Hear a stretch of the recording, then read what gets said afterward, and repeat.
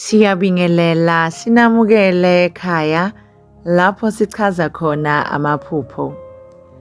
Namuhla ke sizobheka izincazelo ngokuphupha imoto egijimayo. Ukuphupha imoto egijima kakhulu kuvame ukuveza ukuthi impilo yakho iyashesha kakhulu. Kungenzeka ukuthi izinto zenzeka ngokushesha noma wenza izinqumo ngaphandle kokucabanga ngokwanele.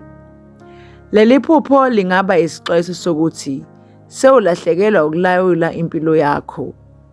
Uma uphupha kuwushayela imoto igijima kakhulu, kusho ukuthi ufuna ukufinyelela empumelelweni ngokushesha, kodwa iphupho likubonisa ukuthi ake ume kancane.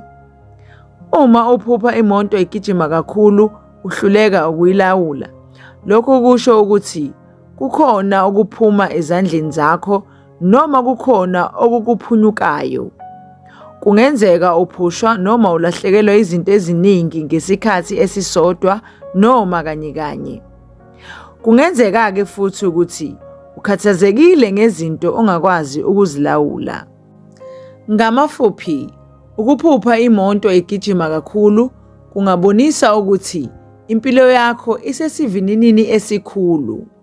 Mhlawumbe wenza izinqumo ngokungacabangi kahle noma izinto ziya ngokushesha okukhulu.